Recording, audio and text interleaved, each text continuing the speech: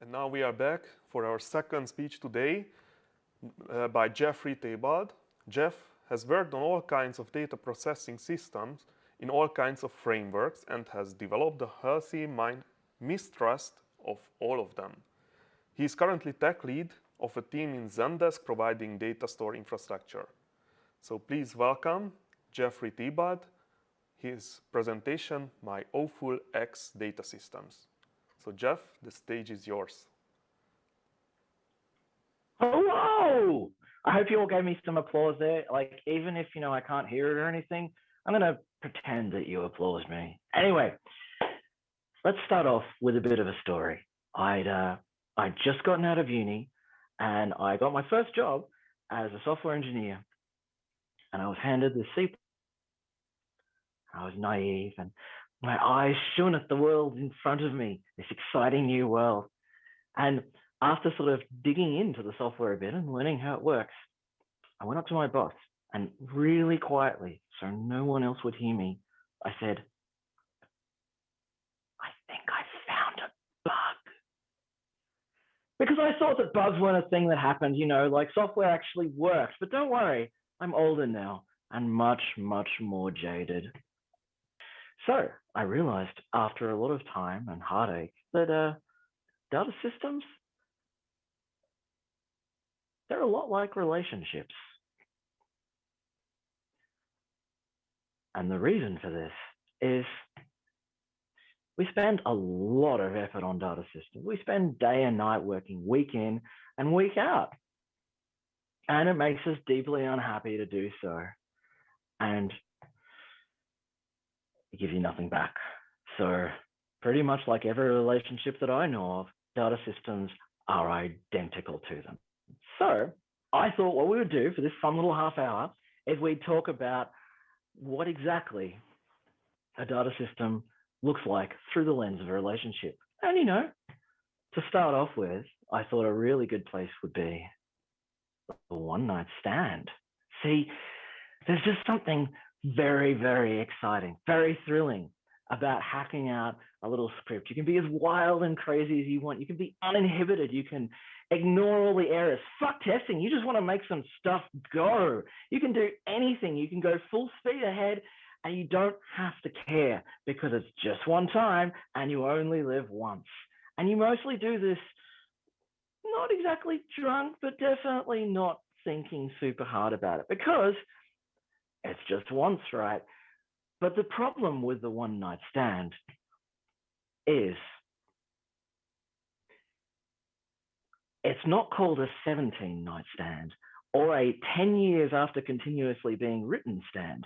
If it's truly one off, you should always delete it immediately after writing your hacky script that does something. And you should never let it get into version control at all, because the moment it does, the moment you've got it in version control, you will end up maintaining it for 10 years. And it will be annoying enough to really annoy you, but it won't be all broken enough that you'll be able to do anything about it.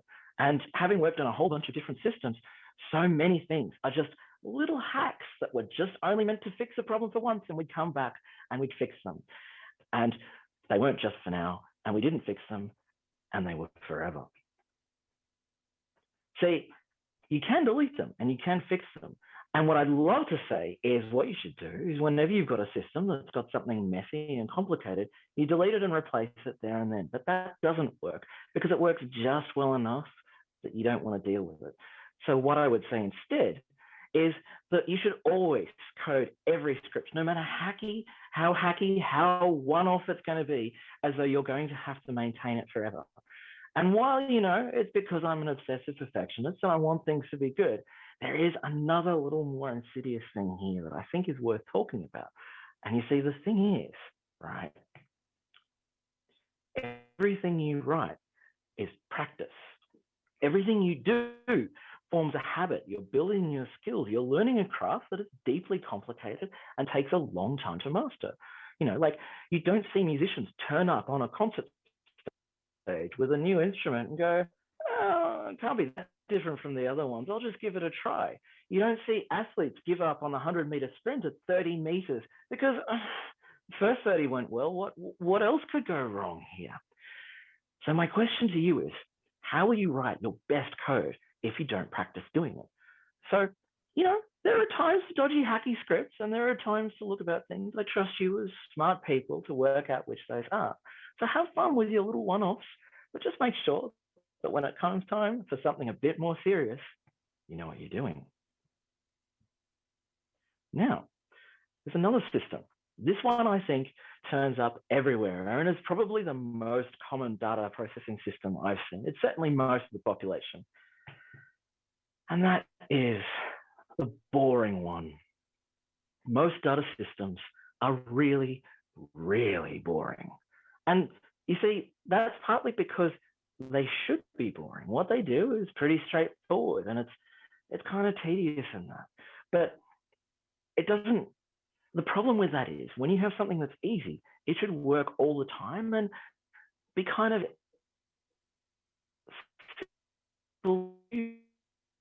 but software that's, and no one tends to care enough about it to do anything about it. And while there are several boring systems that I think really tend to stand out, there's one in particular that the moment I say the words or even just have them appear on screen, you're going to know exactly what I'm talking about. And it is the data warehouse. Data warehouses are awful. Like, I'm sure just seeing them, you've thought of some sort of tangled mess of complicated things. And there's two types of tangled mess you might have thought of. The first one is one that runs queries on a live source, aggregates that data into little tiny reports that other people can see to see how your product or service is going. And you don't really trust it.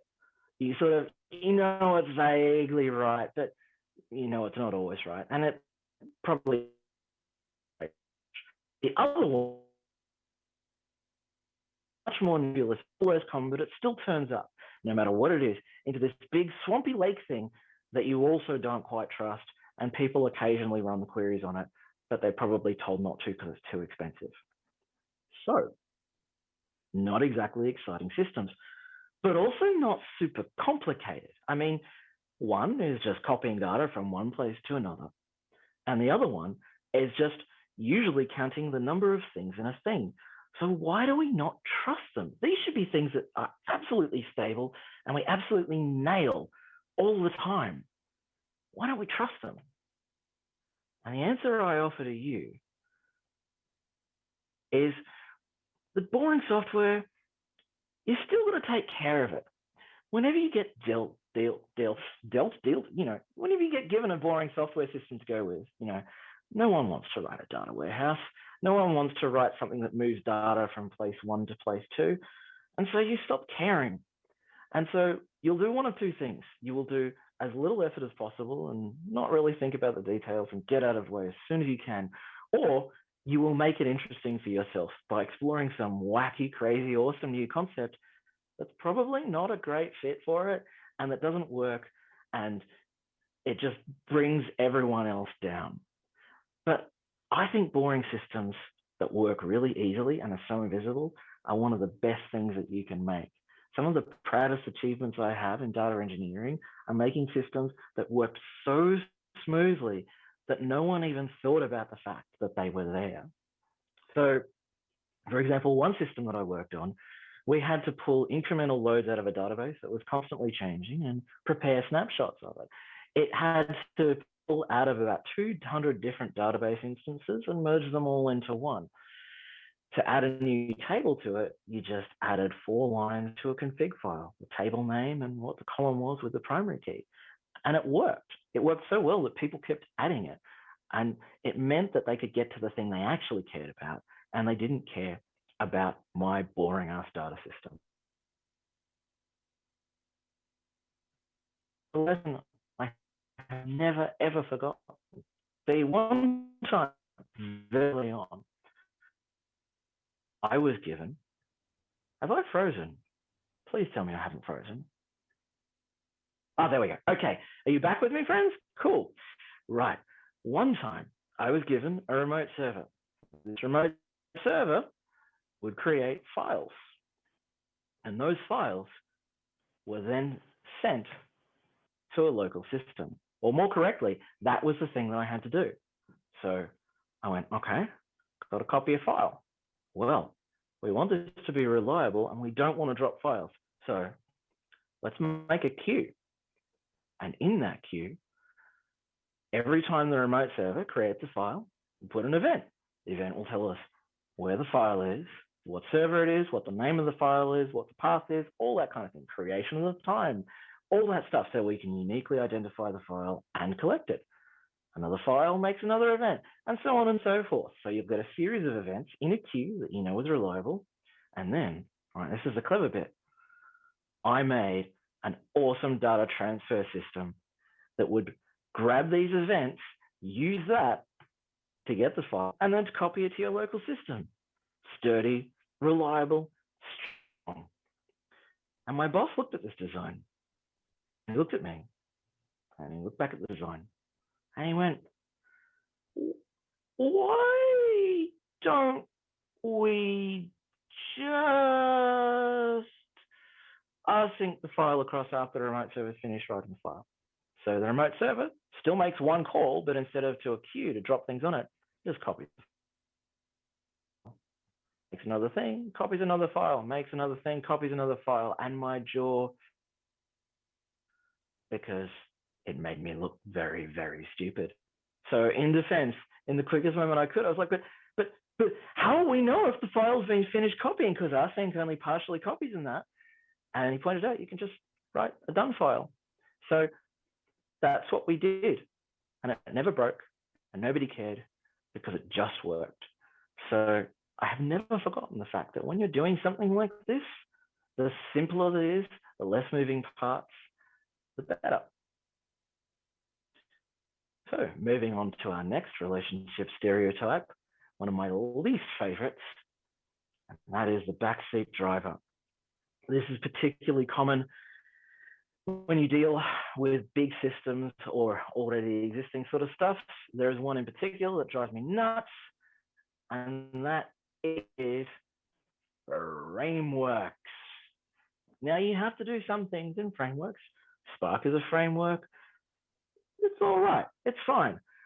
But a lot of the time, unless they're very well designed, frameworks force you to do things that you don't really want to do. And you end up spending a lot of time fighting it and trying to get what you want to do done instead of, just getting on with your life. By contrast, libraries are good. Libraries let you make the decisions. Libraries let you decide what you care about and what you want to do. So one is busy telling you how you can go and giving you directions while you're trying to just turn the damn car. And the other one says, where would you like me to go? Now, that's not to say that, all frameworks are bad and all libraries are good. There are some spectacular frameworks. For example, Kafka Streams, I think, is a really, really lovely framework. I like it a lot. But there are things that you can't do with it. And once you hit those limits, you basically are out of options. So the thing that I want to sort of get into your head here is everything has a cost. Now, maybe you don't care about that cost. Maybe that cost is so low or so irrelevant that it's just not important to you at all. It's a cost you're happy to pay, and in which case, go right ahead. You will be in a happy relationship with a data system that will love you and take care of you. But if it looks like it's going to fight you, maybe have some second thoughts.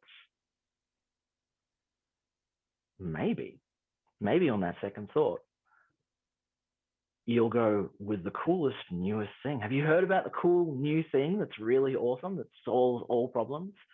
So, it's definitely new. And if you're watching this in the future, I don't know what it'll be, but it'll still be the same thing. It's got lots of hype around it. Everyone's saying that the old thing was shit and the new thing is cool, and you should use the cool new thing.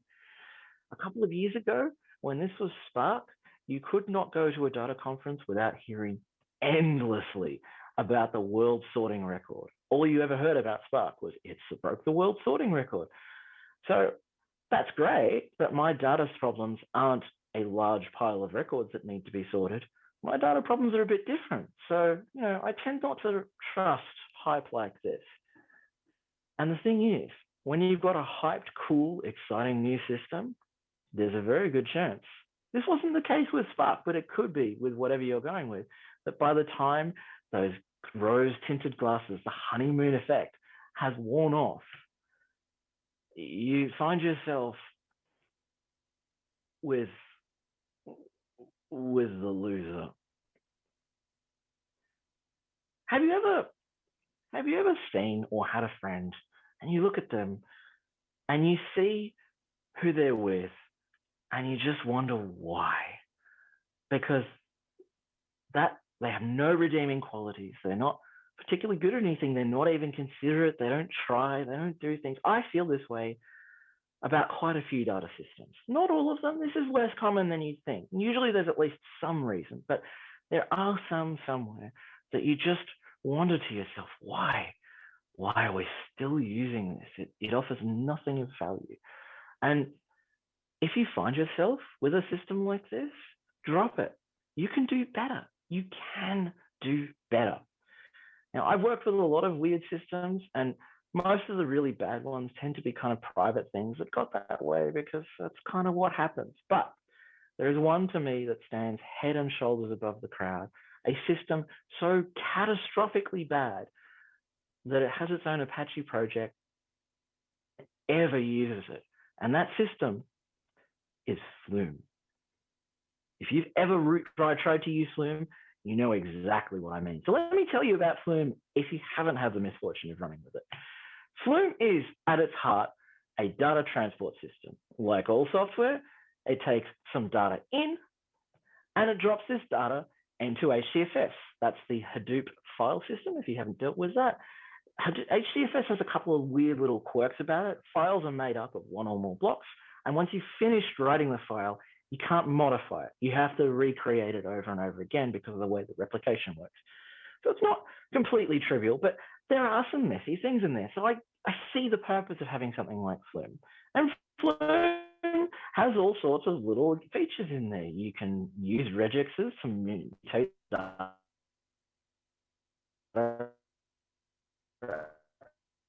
These little things to convert the data on the fly. And the problem is that Flume doesn't work. It crashes constantly. It just does really nasty, weird things.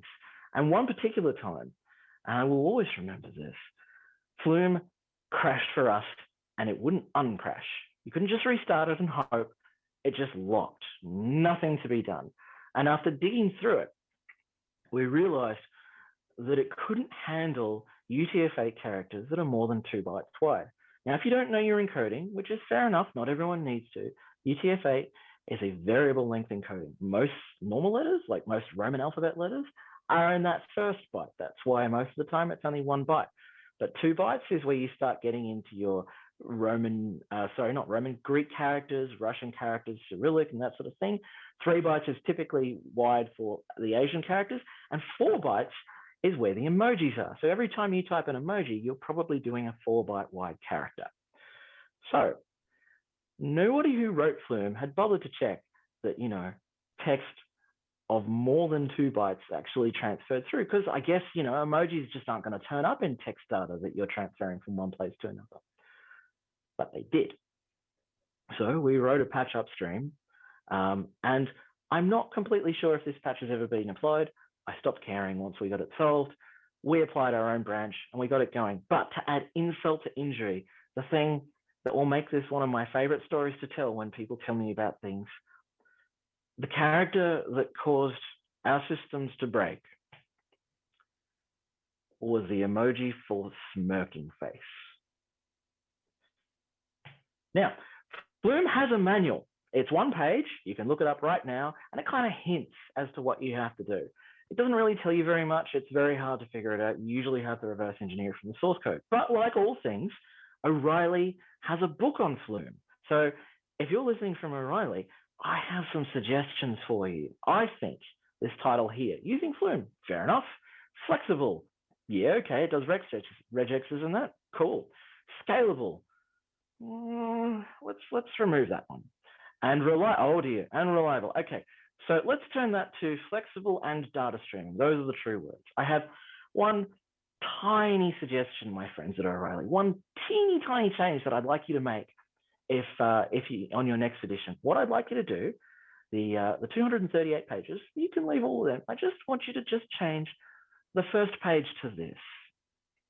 If you're working on a system that is Flume or sounds like it, or this is familiar to you in any way, cut your losses, change it up. I promise you it is worth it. Anyway, there's another system that is bad, but not as astonishingly bad, but it's worth talking about, and it is MongoDB. See, Mongo was marketed as a document store. And if you're using Mongo right now and you're happy with it, awesome. It's doing what you needed to do. I have no beef with you. Good for you, it works. But Mongo doesn't scale very well. It's full of security weirdness, and it's got some really strange stuff in it. And yeah, it's, pardon me, it's got a strange query language that's a bit confusing and surprisingly limited. But here's the thing. If you're not completely sure about Mongo, and the best service I can give to you is a fun little game called You Can Do Better Than MongoDB. And you can do better. Let's say that you're using MongoDB for a key value store. Well, there's a couple of other choices. There's Redis, which admittedly is in memory, so it has its own limits, but it's very fast. There's Dynamo, which scales incredibly well and is a little expensive, but very impressive. And there's Bigtable on GCP, if you haven't used that, which is very cool. And honestly, I wish I'd done a bit more with it. If you're using it as like a document store, something you want to index in multiple different ways and look at it in different ways, then SQL is really good, as is Elasticsearch. You'll notice that when you look up like tips on how to use Mongo, they always tell you, design your schema beforehand. Now, Mongo's biggest selling strength is that you can be schemaless and you can be flexible, but to use it well, you basically have to do everything you would do for SQL, but you don't get any of the benefits, like, a wide variety of users, a hardened code base, something that scales, all that sort of thing. So maybe you want to consider using one of these ones. And finally, if you use Mongo for the super cryptic MapReduce that it has, which is not as MapReduce as Hadoop or Spark, but it does actually do what it says. But it is so weird that it got reshaped into aggregations in the latest release. Just use Spark. I promise you, you will have a better time for it. You will feel better. Dump that system, but if it's really working for you, okay. Now, if you have a sense of like direction and performance, you'll realize that I've been building up and getting steadily worse and worse. And I have saved what I consider the worst type of system that is not super common, but common enough that everyone has one for now. And that is a monster. Everyone, at least everyone who's been in the industry for a while, knows of at least one of these. It is a system that is so complicated, so convoluted, so terrifying that even people who don't program in your company know its name and know to get away from it. Your usual reaction to this system is to be extremely nervous. And every time it breaks, you cower, going, oh, it was my fault. I didn't mean to change it. I'm sorry, it was my fault. It's just a terrible thing. You have given up on improving it to any extent. You're just waiting for it to die. And now I'm going to tell you about the single worst data processing system I have ever worked on. And it was a true monster. Now, as before, fundamentally, a data processing system takes an input and an output. And that's what this one did, kind of. But it actually took 5 inputs, several databases, and a file. The file was the thing we cared about. The databases were mainly just information that was used to turn IDs into strings, or some extra information that needed to be tagged in to perform the metrics and calculations that it performed. So nearly all of those databases were cached in memory by the system as it started up. When it did this, it took upwards of an hour in some cases, because the caches were between 20 and 30 gig in the largest regions that it was working in. So before you even debug, you've got to wait for an hour. So I hope you're really good at intuiting what's going wrong, because every test you make hurts. The output, of course, was also to a database because why not? Again, nothing super wrong with that, but not the easiest way to do things. So we took this system. Actually, it was taken before I was there. And, sometimes as it got more complicated, it ended up writing back to its own inputs. Now, that's pretty bad. Sorry, did I say one input? I meant two inputs. Sorry, two inputs. Every time you ran it, it would replace its own inputs. So if you broke it mid-run, you would lose everything. And you had to get that data from a backup, or if you lost it completely, you would have to regenerate it somehow. It was very temperamental and very scary. And people got scared of this, so we tried to improve it. So one of the things that they did to try and simplify the process was to have it write out the data to a file and introduce a separate process to write back to the database. This is a good step, but it never really got finished. And now you have two ways of writing to the database using two different software systems and two different ways of running it. But don't worry, we also realized that that could write to the database back here as well. So now we've got several feedback loops, two systems interacting with the same database, and a lot of nasty messes. But these reports took ages. So to speed things up, to make an optimization, we also made a system that aggregated small periods of reports and turned them into long periods of reports. So daily to weekly, daily to monthly. I'm sure you've seen that kind of thing as well. So now we've got three systems writing to the same database, all of which in different languages with different ideas of what's right, and often producing different results. When we tested this system, you could usually only get it to within 10% because it was extremely unstable and extremely scary, and it was just not good. But it gets worse. See, the thing that was actually running this system was a series of batched together bash scripts that I didn't particularly understand, and I just couldn't do it. I'm sorry. Even for research, it shames me that I don't know exactly how they worked. These horrible sort of scripts were all tangled together, and they broke all the time as well. Now, I may not have mentioned this because I didn't want it to seem too confusing, but the system also took a config file. And so the build scripts that we see on the side there, they would often also have this config file checked in with them. And there were several different builds. So every time you made a different type of build, you would make another config file. And every time you change it, you would make another config file, and another config file, and another config file, and another config file. And by the time we started repairing the damage of all of this mess of config files, we found a little over 500 of them. But going into depth and using a clever little bit of parameterization, we were able to get it down to slightly less than 20 configs. But the point is, it was just a mess. So what do you do with a system like this? How do you cope with this? What are your choices? And in my opinion, you should do exactly what you do in real life when you find yourself partnered with a monster, something that makes you scared and uncomfortable. You should get the sharpest knife you have and cut them into small pieces. And so before we did that, before we retired it and Big Bang replaced it, we didn't want to just create the same mistakes again and again and again. So we wanted to look at the system and figure out what it was that we wanted to do, what we learned from it, and what we wanted to avoid. And so these are the sort of things, if you're in a situation where you need to replace a machine, that I think you should consider. So the first thing I would say is probably the most important, and that's determinism. It is not quite the same as idempotency. Determinism is just making sure that the same inputs produce the same outputs. Idempotency means if you run the same process over and over again, it will always do the same thing, which sounds like it's the same. You could argue about that for days. I'm not going to argue. So obviously, if you want the same inputs and the same outputs, those feedback loops have got to go. You should also make sure that the calculations are the same. Now, this is hard for a distributed compute system. If you're using one of the MapReduce variants or Spark or something like that, and you're using floating points, you don't know which floating points are going to get sent to which nodes and in which order they're going to be computed. So you can't always completely guarantee determinism, but you can get pretty close, particularly if you sort arrays of floats if you need to put them together.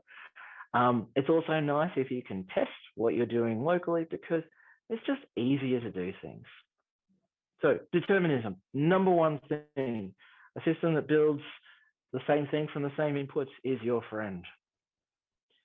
Next up, and this one took me a long time to be sure about. I didn't usually speak about this, but I'm very confident. You should always value consistency over correctness. Now, you think correctness is really important, and it is, but you won't get it by chasing it. This sounds counterintuitive, but stick with me here, right? When you work for a consistent system, one that always produces the same results, it will usually have meaningful results that make sense to you.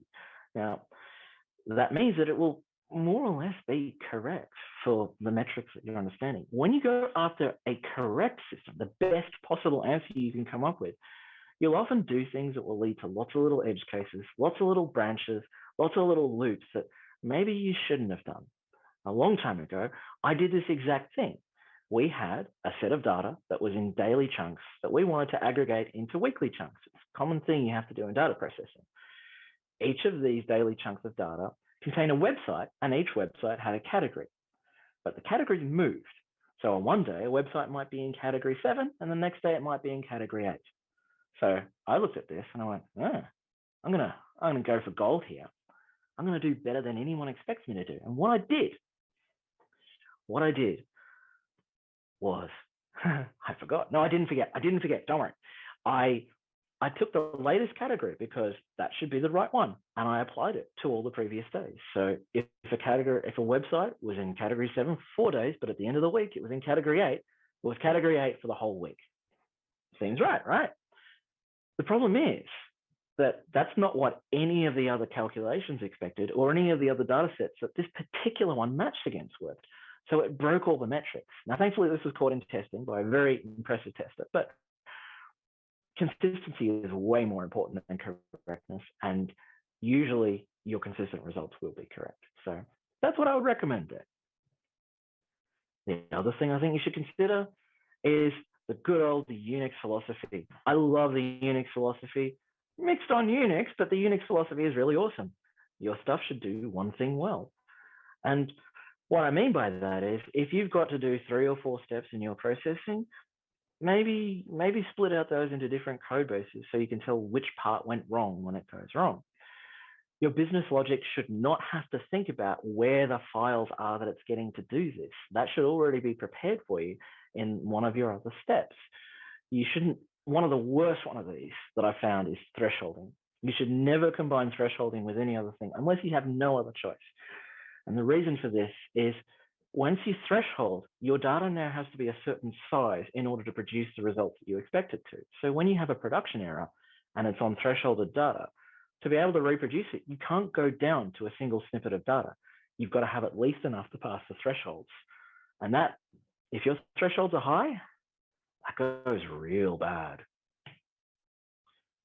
Now, the next one is a little weird, but I'll share it with you. I think it's pretty cool. See, in batch processing, you should always log. Logging is useful. But if you do it right, your data is your logs. If you have your intermediate data sets written out, if you've got all of the things that you calculated on your data and you don't strip anything out until you need to, then you have a full set of logs. You can examine exactly what's going on. And I thoroughly recommend it. Get yourself going on to that. If you don't delete anything early on and delete it as late as possible, you can see exactly what happened. So I'm going to ask you a question now. And that question is, how easily can you see what's going on with your system? If your system can be run with only a couple of lines of code, if you can run the individual part that is going easily, if you can get to the data that is breaking it with only a couple of lines of code, then you should be really proud of yourself. That is a good way to be. But mostly, in most of your systems, you're going to find that it takes a while to get to the actual source of the problem.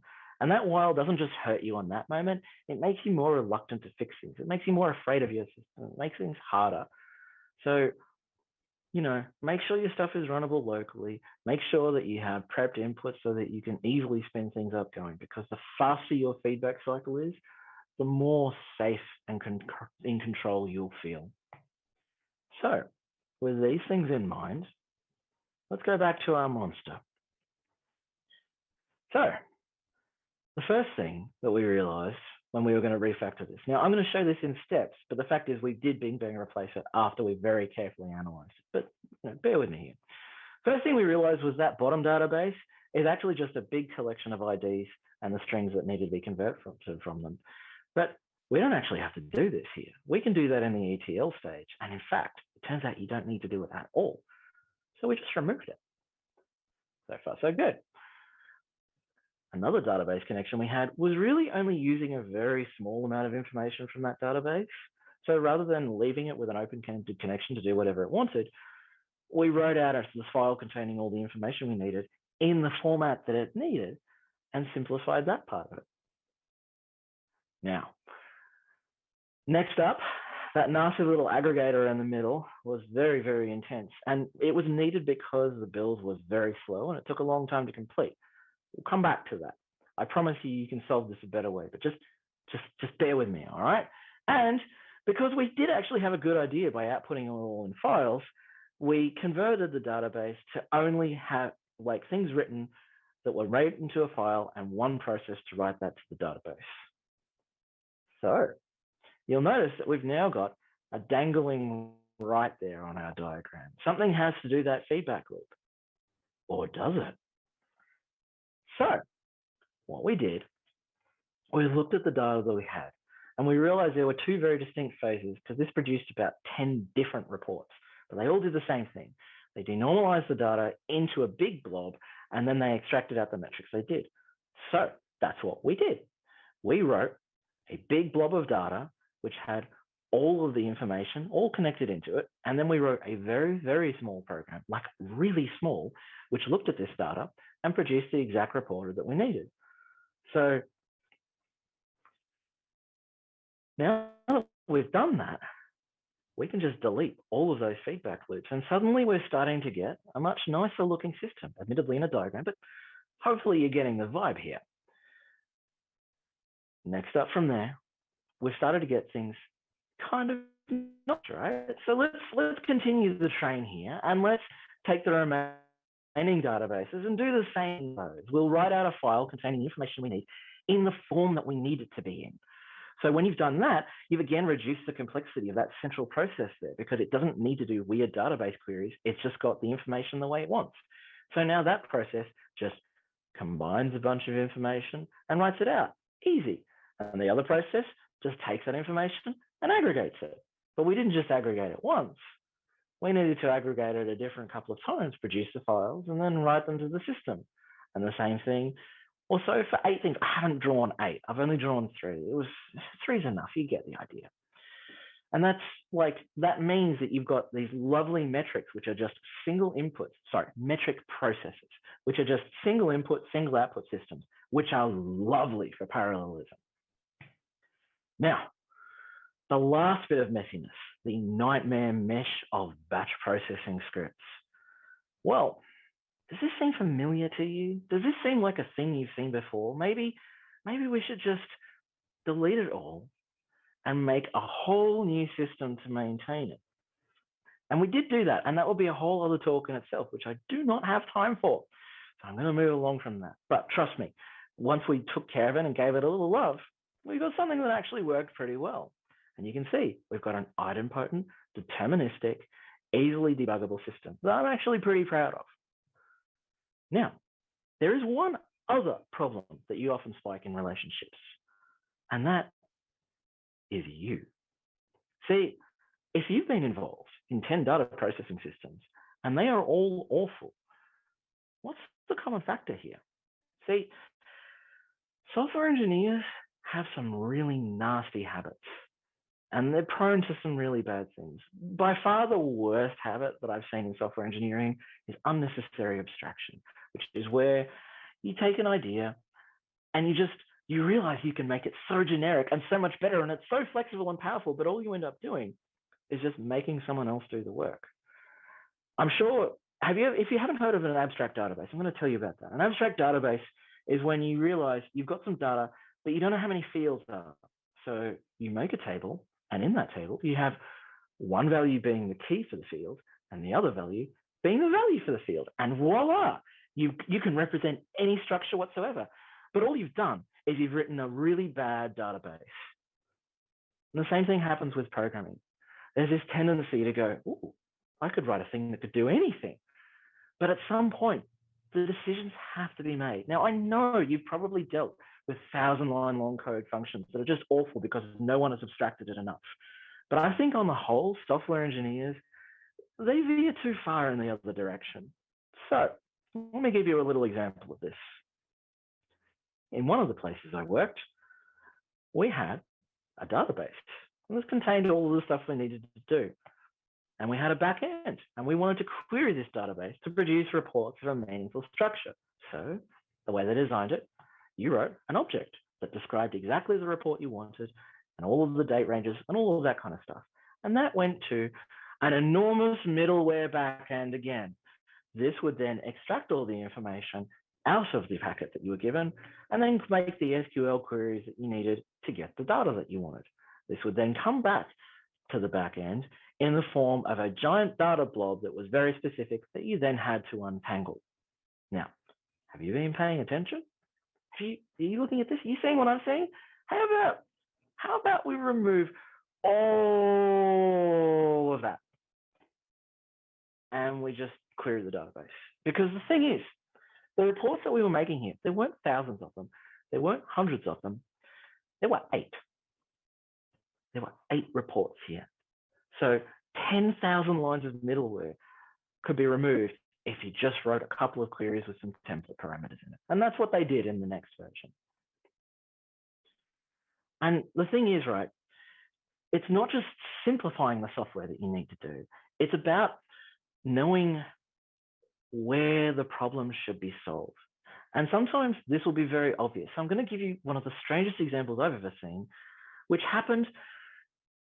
It happened because of organizational structure. I don't want to blame the individuals involved. It was just, these things happen. So I'm not going to judge on that one, but it was fascinating. So I'm going to show it to you. Here's what happened, right? See, we wrote a data processing system. Can you imagine that? I know it's another data processing system. And that data processing system created a whole bunch of data that was tagged for the region that was relevant. In this case, it was the UK.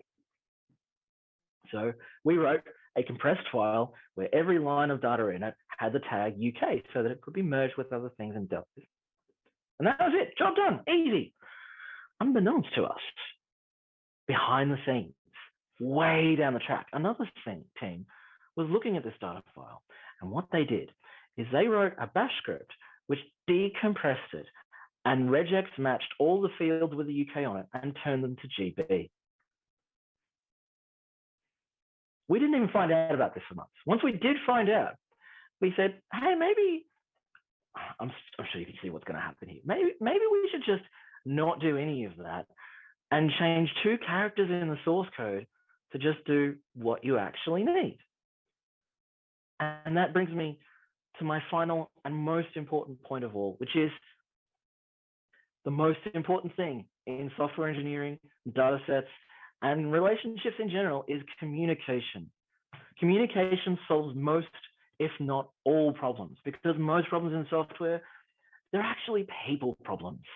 And if you make sure that everyone on your team knows exactly what you're doing and exactly how to do it, as you explain it to them, they will see things that can be improved, things that are wrong, things that are confusing, and they will make it better. You might even see them yourself because as you explain it, you go, oh, that's actually kind of crap. Communication with people is incredible, but it's also important with your data systems. Remember how I was saying, make sure you can see what's going on. Communicate with it. Talk with your data system. I promise you it will be worth it. So I'm going to leave you with the biggest cliche I could possibly muster. And yes, I did it on purpose. I'm going to close by saying communication is key.